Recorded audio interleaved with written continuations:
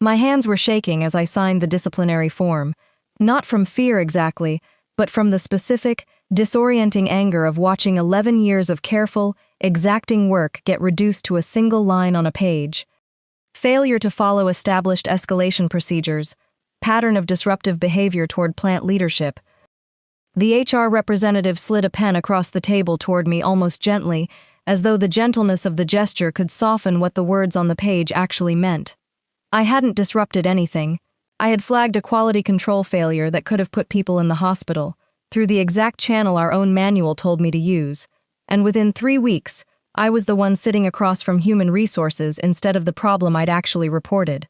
I remember thinking, walking out of that room, that I still didn't fully understand what had actually happened, only that something about the order of events felt deliberately turned inside out, as though the report I'd filed had somehow been used as raw material for a different story than the one I'd actually written.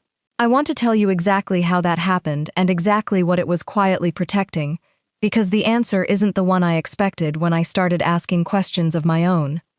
My name is Ilsa. I was 42, a quality assurance engineer at a mid-size industrial parts manufacturer, 11 years into a job most people outside the plant floor never think much about. I tested welds, I reviewed batch inspection reports. I signed off, personally, on whether components destined for heavy machinery met the tolerances they were supposed to meet before they ever left our facility. It's not glamorous work, but it matters in a way that's easy to forget until something goes wrong.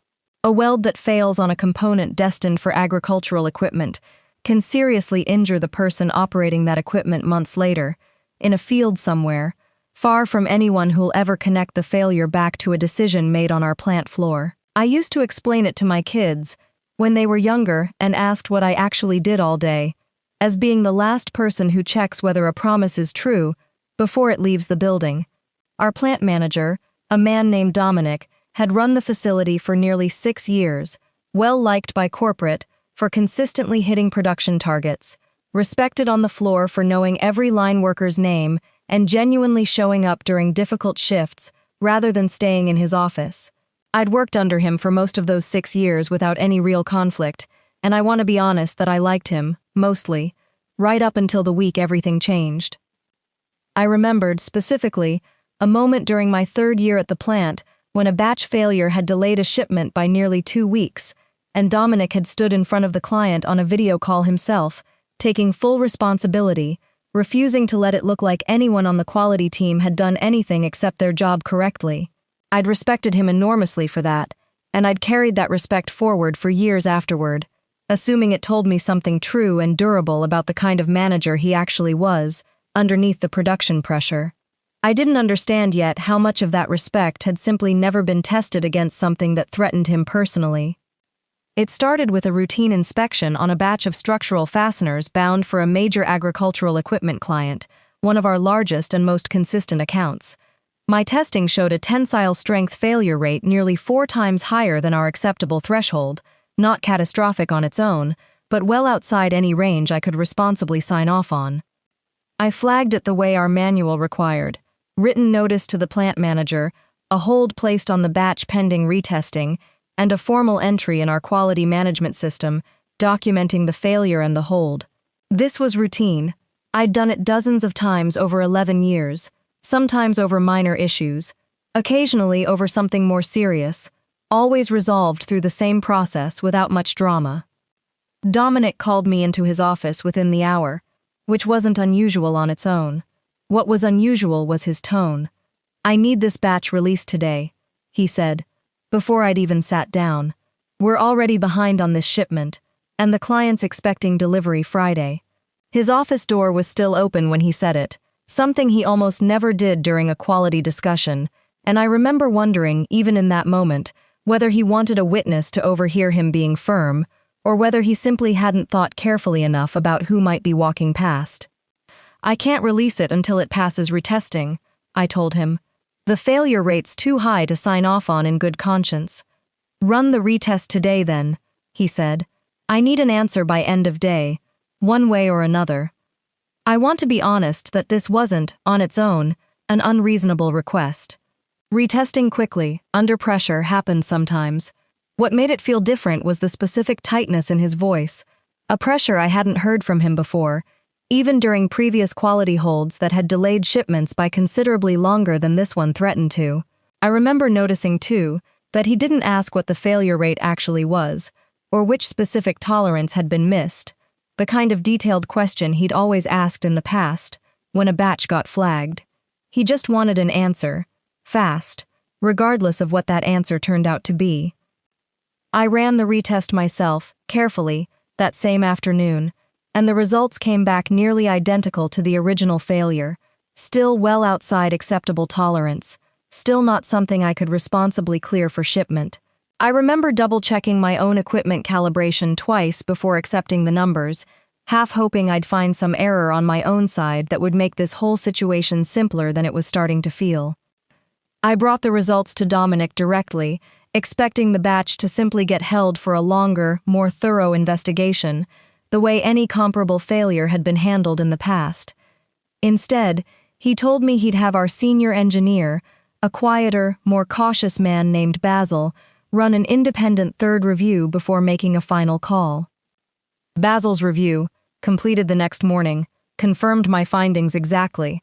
I assumed, at that point, the matter was settled, the batch would be held, the root cause investigated, the client notified of a delay. That's what our procedures required, and that's what had always happened before in situations like this one. Instead, 3 days later, I discovered the batch had shipped anyway, cleared under an override authorization that didn't carry my signature or Basil's. When I asked how a batch with 2 independent failed tests had been cleared for shipment, I was told, by Dominic directly, that a supplementary review had been conducted by an outside consultant he'd brought in specifically for situations like this one, and that the consultant's findings had determined the original tests were within an acceptable margin of measurement error. I asked to see that consultant's report. I was told it was still being finalized and would be shared once complete. It never was. I did exactly what our procedures told me to do next. I escalated the concern in writing, formally, to our regional quality director, a woman I'd met only a handful of times, documenting the original failure, the retest confirmation, and the override that had shipped the batch without proper sign-off from either engineer who'd actually tested it. I want to be honest, that I expected this to be uncomfortable, but ultimately straightforward. A legitimate safety concern, documented properly, going to exactly the person our own procedures said should review it. I'd filed escalations like this a handful of times over the years, always with some friction, never with anything close to what actually followed this time. Looking back, I think that history of straightforward resolutions is exactly what made me slow to recognize how differently this particular escalation was being handled from the very first hour. What I didn't expect was the response I received within days, not from the regional director directly, but from Dominic, who called me into his office again, this time with human resources present. "We've received some concerns," the HR representative said carefully, "about a pattern of escalations that seem to be creating friction with plant leadership. We want to understand what's driving this." I explained, again, calmly, exactly what had happened: the failed tests, the override, the missing consultant report.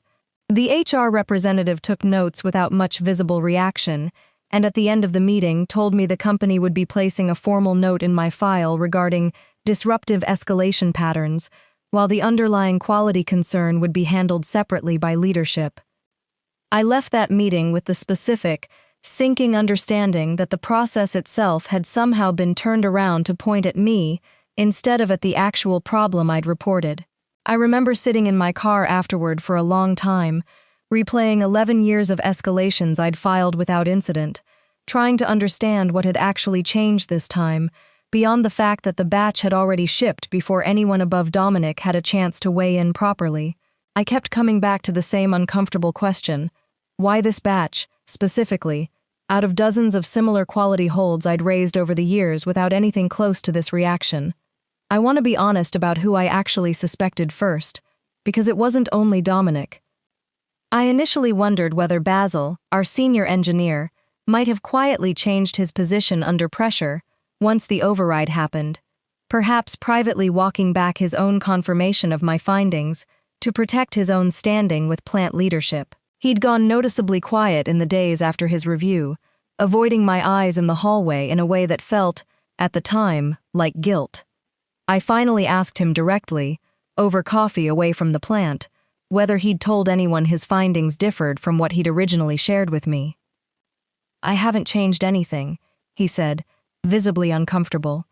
"I've just been keeping my head down because Dominic made it fairly clear, in a conversation I probably shouldn't repeat, that further questions about this batch wouldn't be welcomed. I have 2 kids in college.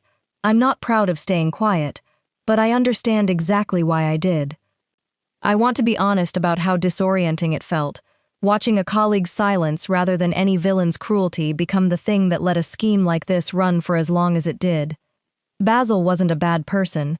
He was a tired, frightened one, protecting 2 kids' college tuition the only way he felt able to at the time. I've thought since then about how many quiet failures inside a company are really just ordinary people making that same calculation, one at a time, none of them cruel exactly, all of them adding up to something that eventually needed a single stubborn person willing to keep pushing after everyone else had already decided it wasn't worth the risk. Basil, once he understood I wasn't going to simply let this go quietly, offered to help me dig further, cautiously, on his own terms. Together, we requested, through a formal records request neither of us were confident would actually be honored, a copy of the consultant's report Dominic had referenced. It took nearly 3 weeks, but eventually a copy surfaced, forwarded reluctantly by someone in our procurement department, who clearly hadn't realized how sensitive the request actually was.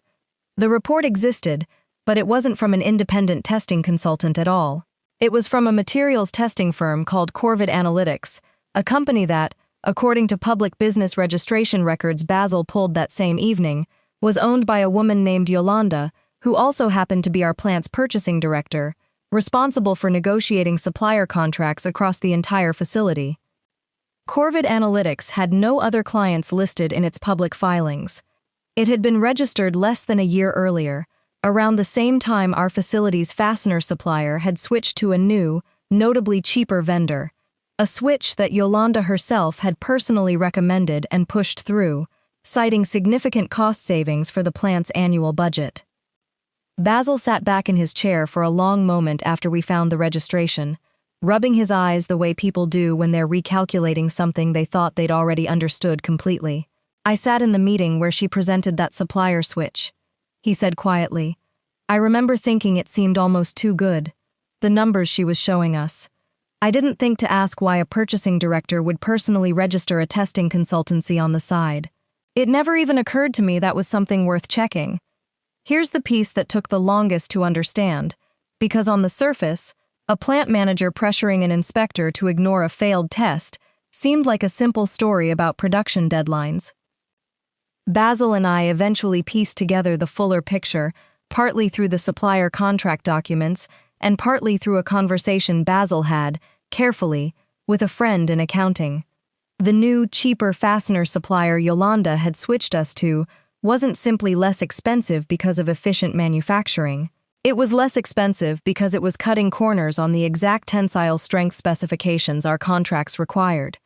Corners that had already caused 3 prior batches to fail initial testing over the preceding 8 months, each time quietly resolved through the same independent consultant review from Corvid Analytics, each time clearing the batch for shipment despite failed results. Yolanda's arrangement with the supplier, we eventually learned, included a personal referral fee tied to the volume of orders placed, a kickback, functionally, disguised as a standard vendor relationship, paid quietly outside the company's normal procurement channels. Dominic's motive was less directly financial, but connected all the same. Yolanda's cost-saving supplier switch had been presented to corporate as one of his own plant's major efficiency wins that year, factored directly into a performance bonus he'd already received based on the facility's improved margins. If the fastener quality failures became public, both the kickback and the manufactured efficiency win would unravel at the same time, exposing not just a safety failure, but a financial arrangement that neither of them could explain away as an honest mistake. I wasn't a disruptive employee creating friction with leadership. I was the one person in the building whose job specifically required me to notice the exact thing they needed nobody to notice. I sat with all of this for several days before deciding what to do, and I want to be honest about the version of this story I almost told instead. Part of me wanted to go to Dominic directly, alone, and confront him with everything Basil and I had found, watch him try to explain a fake consulting firm registered to his own purchasing director, watch whatever composure he had left finally break in front of me the way I'd been imagining for weeks. I didn't do that. Basil, more cautious than I was by temperament, talked me through what would likely happen instead. The moment you confront him privately, he said, he has time to quietly dissolve Corvid Analytics, destroy whatever records still exist, connecting Yolanda to the kickback, and simply chalk your concerns up to the same disruptive pattern already sitting in your file. Right now, you have real documentation. A private confrontation gives him time to make sure that documentation stops mattering. So instead, we built a clean, factual timeline. The original failed test, Basil's independent confirmation, the override, the Corvid Analytics business registration tied to Yolanda, the supplier switch timeline, and the 3 prior batches that had followed the exact same pattern over the preceding 8 months, and I requested a meeting, not with Dominic, not with the regional quality director who'd already failed to act on my first escalation, but directly with our division's vice president of operations, a measured woman named Constance who oversaw safety compliance across 4 separate plants.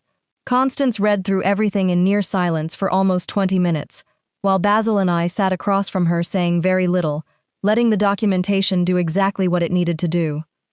"Walk me through this consulting firm again," she said finally, tapping the business registration page. "You're telling me the independent testing consultant who cleared 4 failed batches is registered to our own purchasing director." "That's what the public record shows," I said. "And the fastener supplier she recommended switching us to has failed initial testing 4 separate times in 8 months, each time cleared by the exact same firm." She was quiet for a long moment, the specific quiet of someone doing real math in her head, recalculating a year's worth of safety and efficiency reports she'd likely reviewed and approved without ever noticing the patterns sitting underneath them. "And this efficiency bonus for the plant," she said, sliding the performance report toward the center of the table, "was calculated in part based on this same supplier switch." "I'm telling you what the documentation shows," I said. "I'll let you draw your own conclusions about the rest." She was quiet again before finally speaking. "I want you to understand something," she said.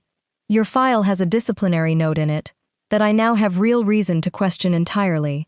I'm going to need everything you have, formally, and I'm going to need to bring in our internal safety compliance team and corporate legal before this goes any further. But I want to say this clearly, what you reported originally should never have resulted in disciplinary action against you. That's going to be corrected, regardless of how the rest of this investigation unfolds." I felt something loosen in my chest, hearing her say that plainly, without hedging, the specific relief of finally being believed by someone with enough standing in the building for that belief to actually matter. I asked her, before I left her office, why she thought the regional quality director hadn't acted on my original written escalation weeks earlier. "I intend to ask her that myself," Constance said, and something in the flatness of her tone told me that conversation, whenever it happened, wasn't going to be a comfortable one for whoever needed to answer it. Constance moved quickly once she understood the scope of what she was looking at. Within a week, an internal investigation was launched, examining every batch cleared through Corvid Analytics over the preceding year. Both Dominic and Yolanda were placed on administrative leave within days, a decision made well above either of their authority to influence or delay.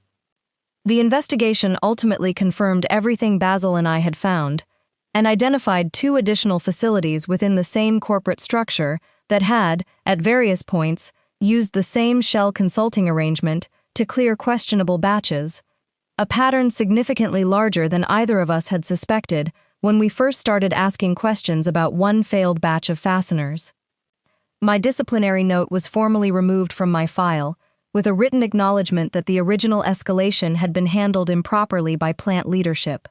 I didn't get to watch the meeting where Dominic and Yolanda were formally terminated, and honestly, by that point, I didn't need to. I'd gotten what I actually came for. The truth. Documented. In front of someone with the authority to act on it. And every affected batch recalled and retested before any of those fasteners reached the equipment they were destined for. The regional quality director who'd failed to act on my original written escalation was also formally reviewed as part of the broader investigation, and I later learned, through channels I wasn't fully part of, that she'd been reassigned to a role with considerably less oversight authority, though she wasn't terminated outright. I don't know the full details of what she knew or when, and I've made a kind of peace with not knowing every piece of this. Some parts of an investigation like this one simply happen in rooms you're never invited back into once your own piece of it is settled. I want to be honest about what actually stayed with me longer than the relief of getting my file corrected. I spent weeks assuming the system built specifically to protect safety concerns, like mine would function the way it was supposed to, only to watch it get quietly redirected to protect the two people it should have been checking instead. I think about that a lot, how easily a legitimate process, escalation channels, review procedures, disciplinary documentation can be used against exactly the person it was designed to support, once someone with enough authority decides to point it in the wrong direction. If you've ever done exactly the right thing at work and still ended up the one being punished for it, tell me about it in the comments. I read every single one, and if stories like this matter to you, subscribe, because there's more coming. I think, more than anything, about how quiet the whole thing was for so long. Nobody shouted, nobody made a dramatic scene. It was just a series of small, reasonable-sounding decisions, each one slightly more convenient than the truth, stacking quietly on top of each other until an entire safety failure had been repackaged as a personnel problem with my name attached to it. I don't think most workplace harm actually looks like a villain twirling a mustache. I think it mostly looks exactly like this, calm and procedural, wearing the same reasonable tone the whole way through, right up until someone finally pulls hard enough on the one thread that doesn't hold. Basil retired 2 years after all of this happened, and at his going-away lunch, he told me quietly that he still thought about those weeks he spent avoiding my eyes in the hallway, wishing he'd found the courage to speak up sooner, instead of waiting for me to do the harder work first. I told him what I've come to believe is actually true. Fear like that isn't a moral failing. It's just what happens to reasonable people inside unreasonable systems. And the only thing that ever really fixes it is enough people, eventually, deciding the risk of staying quiet has finally gotten larger than the risk of speaking. He was quiet after that, and then he thanked me, in a way that felt like it had been sitting unsaid for 2 years, finally given somewhere to land. I still do the same job today, at the same plant, under a new plant manager who reviews every quality hold I file, with a level of care I sometimes think is at least partly shaped by what happened to Dominic. I don't know if that's fair to him exactly, being measured against a predecessor's failure he had nothing to do with, but I notice it, and some quiet part of me is grateful for it anyway, because it means the next time something doesn't add up on a batch report, I don't have to wonder quite as hard whether anyone's actually going to listen.